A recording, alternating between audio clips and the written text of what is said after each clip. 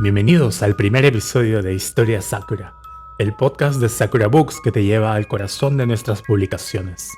Soy Dolfo Paeste y tu anfitrión de siempre, y hoy tenemos algo muy especial preparado para ti. En esta ocasión te sumergirás en un mundo lleno de misterio, poderes extraordinarios y secretos.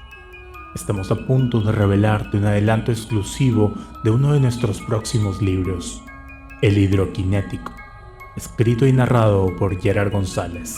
Pero antes de sumergirnos en esta emocionante historia, déjame recordarte que Historia Sakura es el espacio donde te acercamos a los fragmentos más intrigantes y cautivadores de nuestras obras. Si eres un amante de la lectura, este es tu lugar para descubrir nuestras aventuras literarias. Así que prepárate para adentrarte en un mundo de palabras que cobran vida. Sin más preámbulos, te invito a sumergirte en las páginas de El Hidrokinético de Gerard González. Déjate llevar por la magia de la narrativa y descubre un adelanto exclusivo aquí, en Historia Sakura. ¡Comencemos!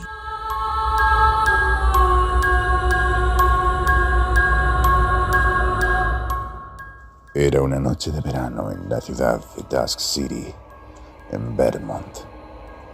Las calles, iluminadas por neones y plagadas de locales sórdidos, habían sido testigos de un crimen atroz, cuyo principal sospechoso se encontraba en la sala de interrogatorios de la comisaría.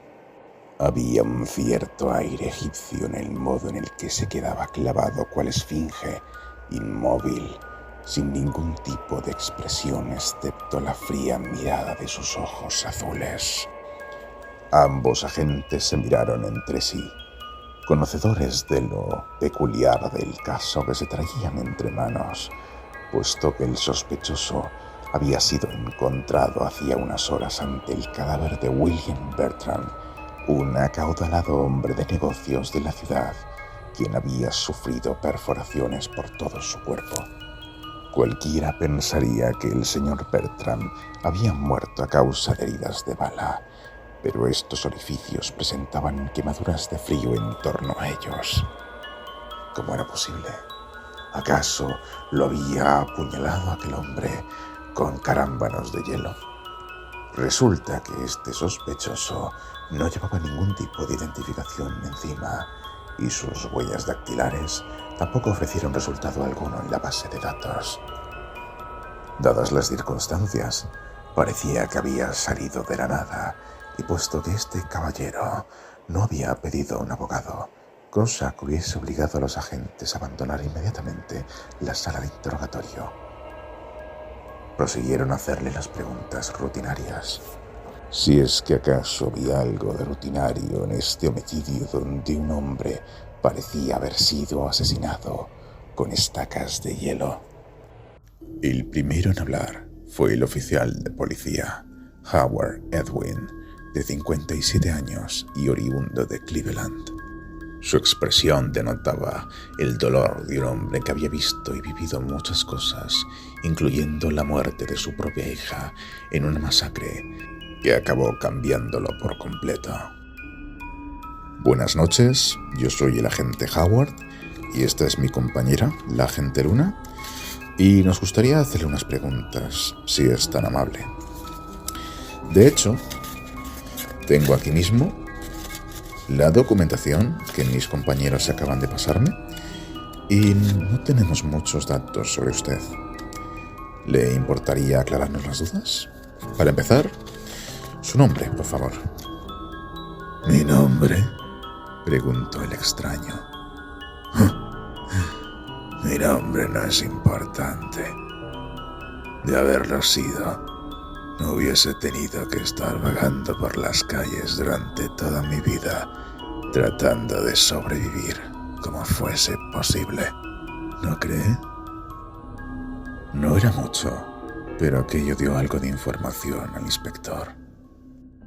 De acuerdo, así que es usted un sin techo. Doy por hecho que, sabrá que hay muchos lugares de acogida en la ciudad donde, sin lugar a dudas... Sí, esos sitios de mierda donde quieren meternos a los pobres para que vivamos hacinados y no estemos por las calles pidiendo limosna, porque eso le quita glamour a la ciudad, ¿no es así? Si no nos ven, no existimos. Esto sorprendió a Howard, quien trató de calmar la situación. Discúlpeme, no pretendía ofenderle. El caso es que necesitamos que nos dé sus datos porque hay una investigación muy importante en curso y, bueno, tenemos que hacerle las preguntas necesarias, incluyendo, por supuesto, ¿quién es usted? La agente Luna Lazarus cogió bolígrafo y papel, preparada para tomar notas si fuese necesario. Entonces, la confusión se manifestó en el rostro del hombre, repitiéndose a sí mismo la pregunta que le había hecho el agente, como tratando de recordar algo que había dejado en su pasado, enterrado y olvidado. ¿Quién soy y cómo me llamo? Es una buena pregunta, agente. Incluso a mí me gustaría saberlo, porque hay ciertos aspectos de mi vida, especialmente de mi niñez, que han quedado tan difusos, y siento que al tratar de pensar en ello es como intentar ver a través de un muro de niebla, donde todo parece lejano y confuso. Pero lo llamarán de alguna forma, ¿cierto?, preguntó la agente Luna Lazarus. Tendrá quizás algún tipo de sobrenombre, ¿no? Sí, eso sí que lo tengo, respondió el extraño. Me han puesto el apodo de Hidros, ya sabe, como el dios griego del agua. Luna Lazarus quiso saber más al respecto. ¿Su apodo es el nombre del dios del agua?, preguntó ella. ¿A qué se debe? Ese nombre se debe a ciertas habilidades especiales que provocan que la gente se quiera alejar de mí. Howard Edwin lo miró, intrigado. ¿Habilidades? ¿De qué tipo?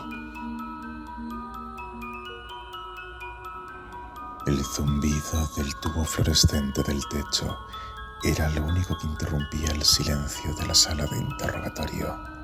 No le quepa ninguna duda de que le hablaré con sumo gusto acerca de mis habilidades especiales, detective, aunque me temo que mi garganta se encuentra un tanto reseca y agradecería enormemente un vaso de agua, si es tan amable de proporcionármelo, por supuesto. En otras circunstancias, Howard podría pensar que estaba siendo un éxito el interrogatorio. Al fin y al cabo, una garganta reseca podría significar que estaban ejerciendo la presión adecuada sobre el sospechoso. Pero, en este caso, por algún extraño motivo, sentía que no era del todo así. Notaba, de hecho, cierta malicia en el tono de este hombre y no sabía entender muy bien de qué se trataba todo esto. Se sintió un tanto estúpido y se odió a sí mismo. ¿Es que acaso su experiencia profesional, todas las atrocidades que lo habían curtido a lo largo de su carrera, no lo habían preparado para esto?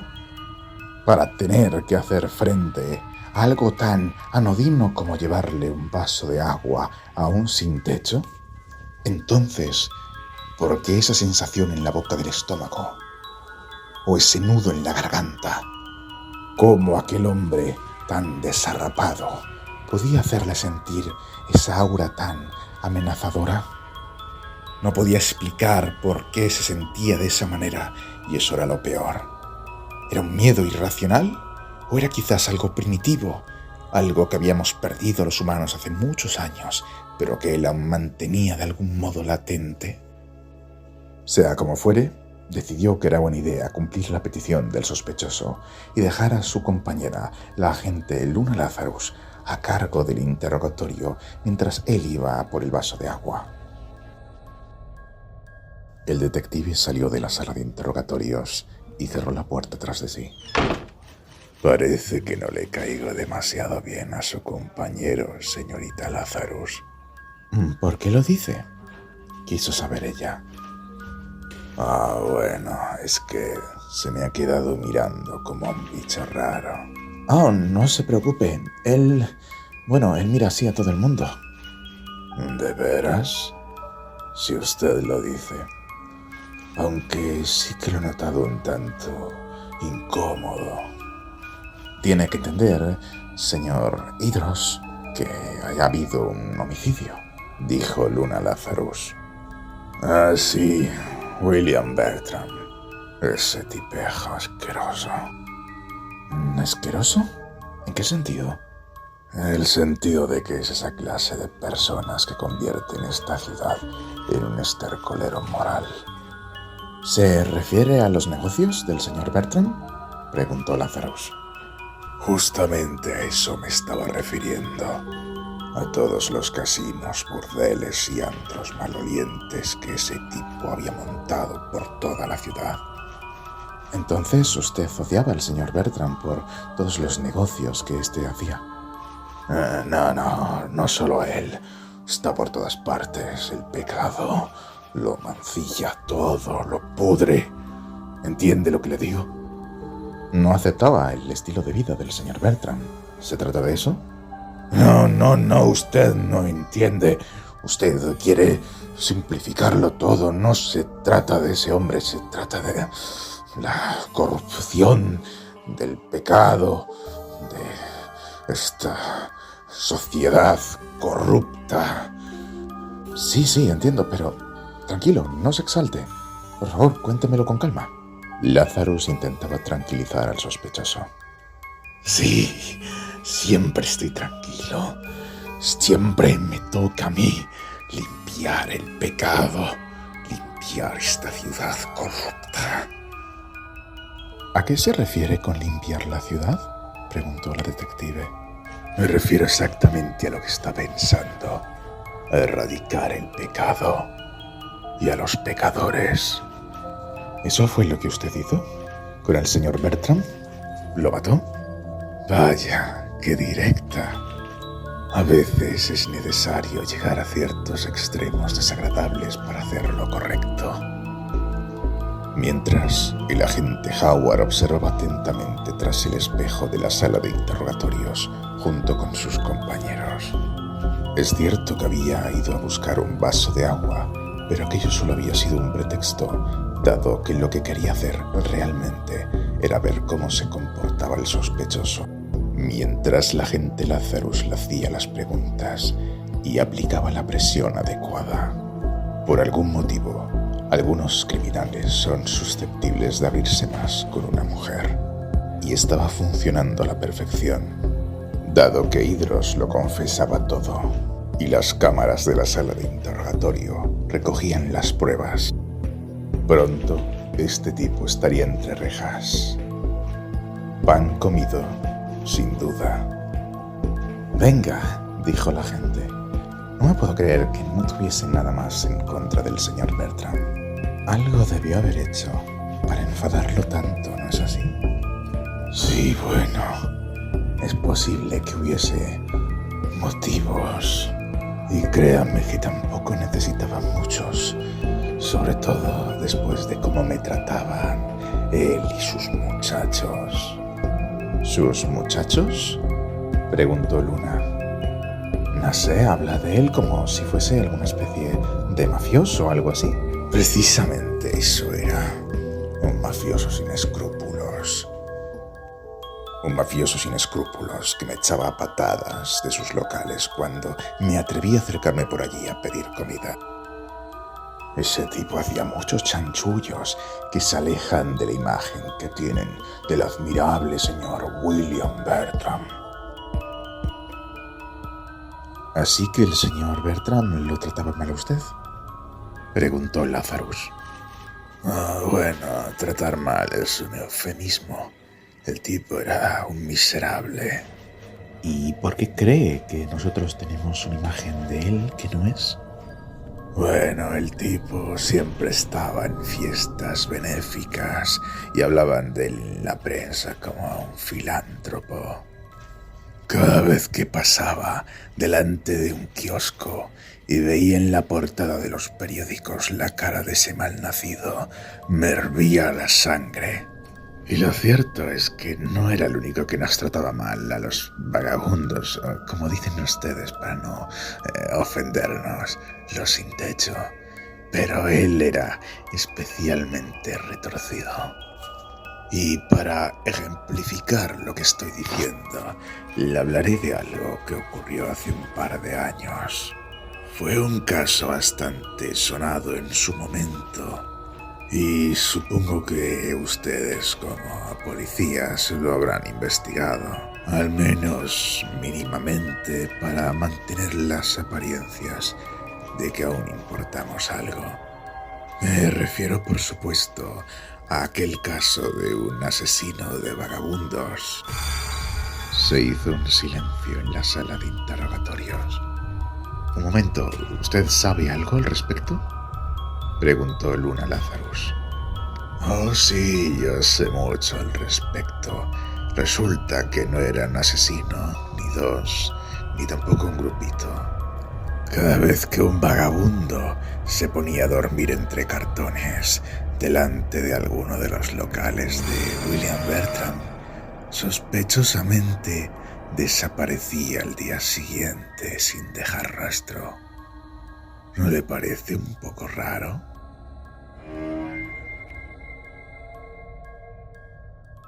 ¿Quiere usted decir que William Bertram fue el responsable de la muerte de los sin techo hace 2 años? Preguntó la agente Luna. Desde luego, él y sus hombres estaban detrás de todo aquello. Obviamente cualquiera con 2 dedos de frente y que se hubiese molestado en prestar atención a las pistas se hubiese dado cuenta de que todo apuntaba hacia él. Pero claro, ¿a quién demonios le importamos? Solo somos un maldito estorbo para la sociedad. Simplemente no gustamos. Oiga, ¿por qué dice eso? Nosotros no los vemos así. Se indignó la agente Lazarus. Oh, no, claro que no. Es por eso que siempre estamos perseguidos por ustedes. Nos odian, nos tienen asco. No nos soportan. Estamos mejor muertos que molestando por las esquinas. No pueden negármelo. Seguro que hasta les daba pereza investigar aquellos asesinatos. Oiga, esos asesinatos se investigaron y no se llegó a ninguna conclusión. Pusimos mucho esfuerzo en ello. Sí, claro, yo los vi. De aquí para allá haciendo el paripé. Una mierda, eso es lo que hicieron. Su explicación fue que se trataba de una guerra entre sin techo. Como si fuésemos unos salvajes y estúpidos que nos matábamos entre nosotros. Tenemos un código de honor que ustedes desconocen. Pero claro, ¿cómo demonios van a saberlo? Si están más preocupados por cobrar el sueldo que por hacer su trabajo. Al final todos ustedes son iguales que Bertram. Nos matan a su manera. Oiga, no le consiento que digas no. Óigame usted a mí. Ese tipejo asqueroso se lo tenía bien merecido. Después de todas las cosas que hizo, no podía irse de rositas. Tenía que pagar. Y se lo hice pagar bien. ¿Así que lo apuñaló?, preguntó la agente. ¿Apuñalar? No. Usted no sabe lo que puedo hacer. ¿Acaso eso es una amenaza? ¿Me está amenazando?, preguntó ella. ¡Cállese y escuche lo que tengo que decir! La agente quiso reaccionar por el modo tan brusco en el que la había interrumpido Idros, aunque éste no reaccionó ante su furiosa expresión y prosiguió con lo que tenía que decir. Es cierto que yo lo maté, dijo, pero no de un modo que se pueda llegar a imaginar. No de un modo lógico o explicable. Desde que tengo uso de razón y mi memoria me permite remontarme en el tiempo, siempre he tenido ciertas capacidades especiales a través de un elemento que está por todas partes: el agua. El rostro de la agente cambió de una expresión de furia a una de confusión. ¿Se puede saber de qué está hablando ahora?, preguntó ella. Yo estoy respondiendo a su pregunta acerca de cómo lo maté. Dijo antes que lo había apuñalado, y aunque se podría considerar como una forma de decirlo, tampoco es cierto del todo. Y es algo que puede explicar perfectamente por qué no hallaron ningún arma homicida. Simple y llanamente se evaporó. Cambió de estado, de sólido a líquido y de líquido a gaseoso. El arma del crimen estaba disuelta en moléculas, flotando en el mismo aire que respiraban. Puede que incluso ahora mismo, si usted estuvo allí, tenga parte del instrumento de muerte que utilicé en las paredes de sus pulmones o adheridas a sus fosas nasales. Al fin y al cabo, el agua fluye de muchas maneras diferentes. Es una fuerza de la naturaleza, una fuerza que se encuentra bajo mi control, un elemento sumiso a mi voluntad. Cuando usted dice que puede controlar el agua, ¿a qué se refiere?, preguntó la agente Luna Lazarus.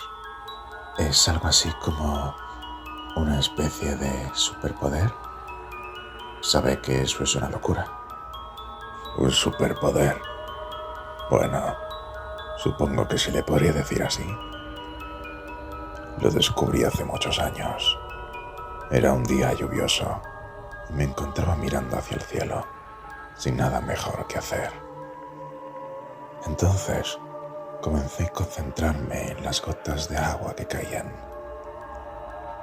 Parecerá imposible, pero cuanto más me concentraba en ellas, más me daba la sensación de que podía detenerlas, ralentizarlas, hasta que llegué a dejar algunas suspendidas en el aire, desafiando la gravedad.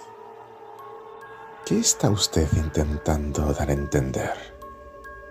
¿Que ha matado al señor Bertram utilizando el agua como un arma? ¿Que es capaz de convocar carámbanos de hielo de la mismísima nada con los que ha apuñalado a los demás? Es una historia absurda, por favor, no me haga reír. ¿Qué pretende, en serio? ¿Que lo tomemos por loco? ¿Que lo mandemos al psiquiátrico? Yo no pretendo que nadie me tome por loco ni me manden al psiquiátrico para eludir la cárcel. Solo le cuento la verdad. Sí, claro, lo mató con sus habilidades mágicas de control del agua. Por favor, señor Hydros, de veras, esto es un asunto serio y usted viene aquí con esas chorradas. ¿Cómo pretende que me lo tome en serio? Pues debería, debido a que no solo soy capaz de hacer levitar el agua y controlar la voluntad, sino también disminuir su temperatura hasta congelarla y formar esos carámbanos de hielo que usted ha mencionado antes.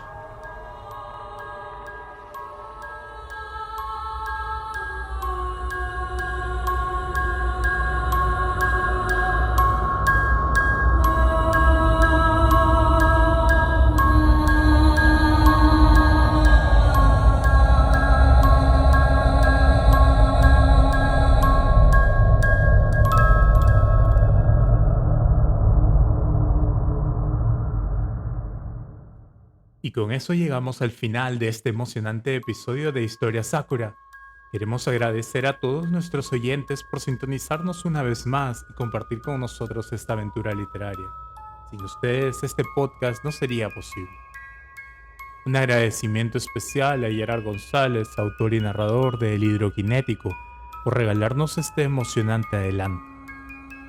Si deseas explorar más de las emocionantes historias de Sakura Books, recuerda que puedes adquirir nuestro catálogo en diferentes lugares. En España lo encontrarás en Amazon y la Casa del Libro, así como en librerías de todo el país. Y si estás en Latinoamérica, no te preocupes. También estamos disponibles en librerías seleccionadas de Argentina, Ecuador, Uruguay, México, Colombia y Brasil. Para nuestros oyentes en Perú, puedes obtener nuestros libros en la página web de Crisol y a través de Mercado Libre con envíos nacionales. Nuevamente, gracias a cada uno de todos ustedes por ser parte de nuestra comunidad de amantes de la lectura. Esperamos que hayas disfrutado de esta historia tanto como nosotros. Y recuerda que la magia de la literatura nunca se agota. Hasta la próxima.